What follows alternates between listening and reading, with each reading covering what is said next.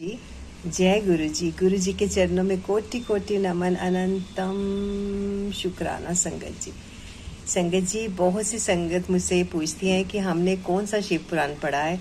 तो आइए मैं आपको दिखाती हूँ। मैंने पहले भी 2-3 बार वीडियोस में दिखाया है कि कौन सा शिव पुराण पढ़ रही हूँ। एक बार दोबारा से बता रही हूँ। ये देखिए संगत जी, हमने ये शिव पुराण पढ़ा है जी।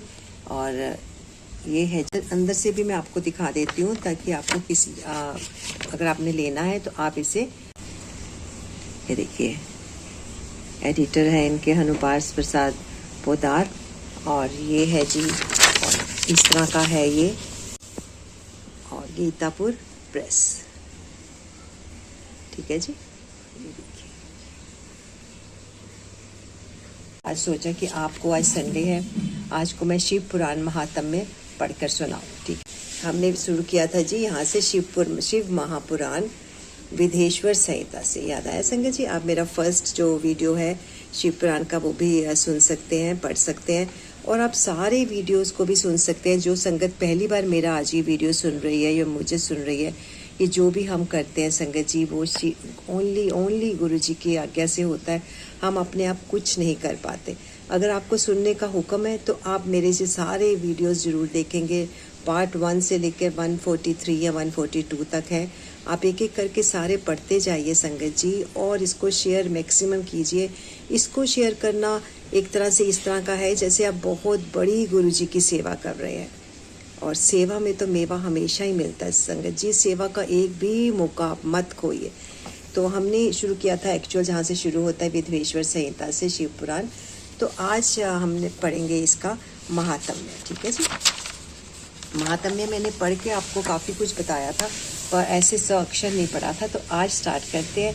आइए गुरु जी से बड़े प्रेम से आज्ञा लेते हैं संगत जी, और एक भी वर्ड मिस मत कीजिए। बहुत बहुत बहुत इसमें शक्ति है शिव पुराण के पाठ में। और शिव पुराण के साथ अगर हम पाठ करें रामचंद्र जी का या हनुमान जी का, सीता मैया का, तो फिर तो कहने ही क्या है। एक बार मैंने पहले भी बताया संगत जी आपको, राम जी की महिमा। पार्वती शिव शंकर भगवान पार्वती मैया से कुछ रुष्ट हो गए, और पार्वती ने उन्हें मनाने के लिए शिवलिंग पर बेल के पत्तों के ऊपर राम नाम लिख के चढ़ाया, और शिव जी प्रसन्न हो गए। तो देखिए कितनी महिमा, शिव जी के मन में कितनी आराधना है, कितना उनके प्रति भाव है, जो हमें भी पता होना चाहिए।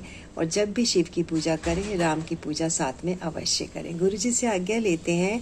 ओम नमः शिवाय, शिव जी सदा सहाय। ओम नमः शिवाय, गुरु जी सदा सहाय। हमारे चैनल पे आजकल बहुत कुछ चल रहा है संगत जी। हम गुरु जी के वचनों को भी याद करते हैं, क्योंकि गुरु के वचन मानने से बहुत परिवर्तन होता है हमारी ज़िंदगी में। और हम पढ़ रहे हैं जी सुंदरकांड का पाठ, वो भी अर्थों के सहित। और आज शुरू किया है जी शिव पुराण का महात्म्य। ठीक है जी। इसके भी 6-7 अध्याय हैं, छोटे छोटे हैं, स्टोरीज हैं। आप ज़रूर सुनिए, अपने बच्चों को भी सुनाइए, घर में चला के रखिए। मैं तो कहती हूँ ये अमृत वर्षा के समान है। जैसे आपके घर में शब्दों की अमृत वर्षा हो रही है, गुरु जी की अमृत वर्षा हो रही है, ये उसी तरह के हैं जो कि हमारे मन तन को पवित्र कर देते हैं, घर को भी पवित्र करते हैं। आप इसे शेयर ज़्यादा से ज़्यादा कीजिए। श्री शिव पुराण महात्म्य। महात्म्य का मतलब मैंने पहले भी बताया था संगत जी कि महात्म्य, इसको पढ़ने से क्या क्या होता है, शिव पुराण पढ़ने से, और क्या क्या हमारे कष्ट दूर होते हैं, किस तरह सभी लोगों के जो कथाओं में जिनके वर्णन है उनके कष्ट दूर हुए, और बहुत ही अच्छा, और भगवान के चरणों में उन्हें स्थान मिला, और जो अपने जीवन भी व्यतीत करके गए, बहुत ही अच्छा व्यतीत करके गए। तो आइए देखते हैं। भवाधि मग्नम दीनम मास समुद्र भरवान वात अंकरम ग्रह गरितांग दासो अहम तव शंकर।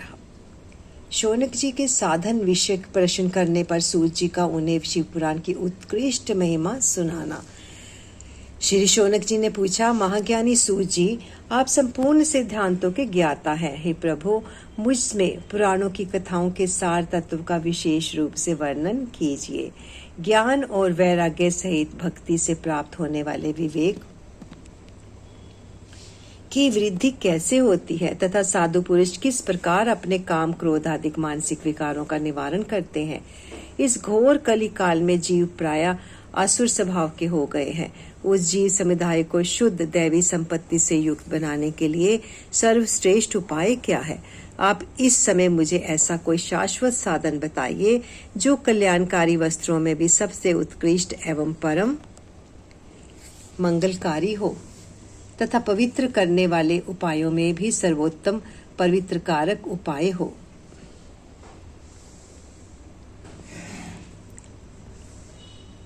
तात यह साधन ऐसा हो जिसके अनुसंधान शीघ्र ही अंतःकरण की विशेष शुद्धि हो जाए तथा उससे निर्मल चित्त वाले पुरुष को सदा के लिए शिव की प्राप्ति हो जाए।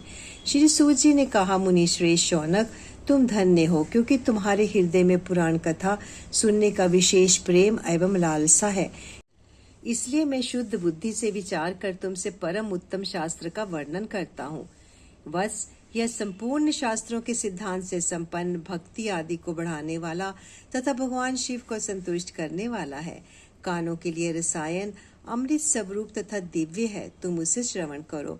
हे मुने, यह परम उत्तम शास्त्र है। शिव पुराण, जिसका पूर्व काल में भगवान शिव ने ही प्रवचन किया है, यह काल रूपी सर्प से प्राप्त होने वाले महान त्रास का विनाश करने वाला उत्तम साधन है। गुरुदेव व्यास ने सन्नत कुमार मुनि का उपदेश पाकर बड़े आदर से संक्षेप में ही इस पुराण का प्रतिपादन किया है। इस पुराण के प्रेरण का उद्देश्य है कलयुग में उत्पन्न होने वाले मनुष्यों के परम हित का साधन।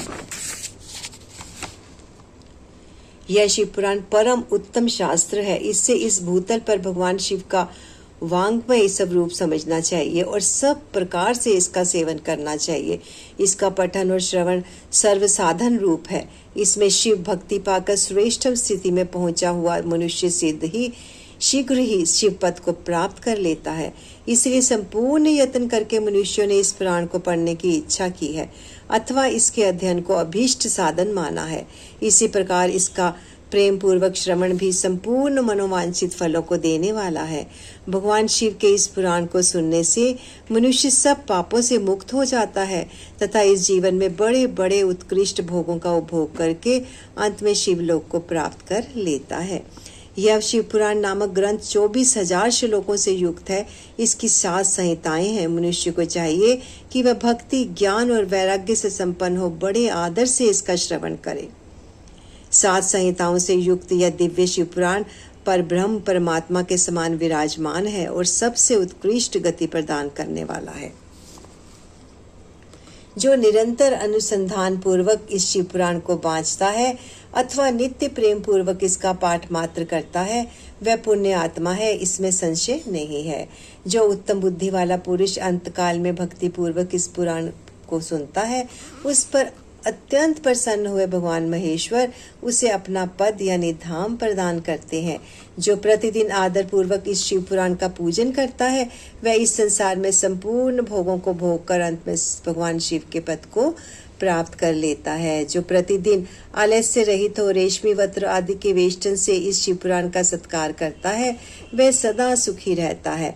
वह शिव पुराण निर्मल तथा भगवान शिव का सर्वस्व है। जो इहलोक और परलोक में भी सुख चाहता हो, उसे आदर के साथ प्रयत्न पूर्वक इसका सेवन करना चाहिए।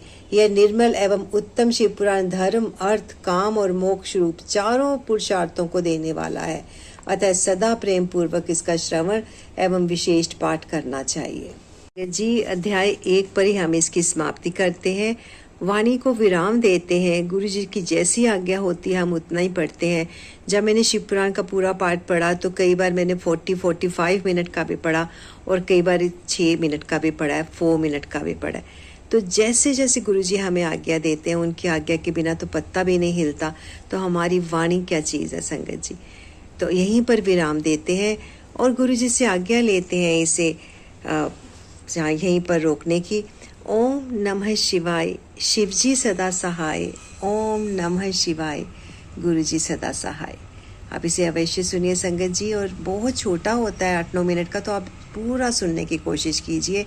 इसमें सिर्फ और सिर्फ हमारा ही कल्याण है और किसी का नहीं। जय गुरु जी, शुक्राना गुरु जी, 100 बारी शुक्राना।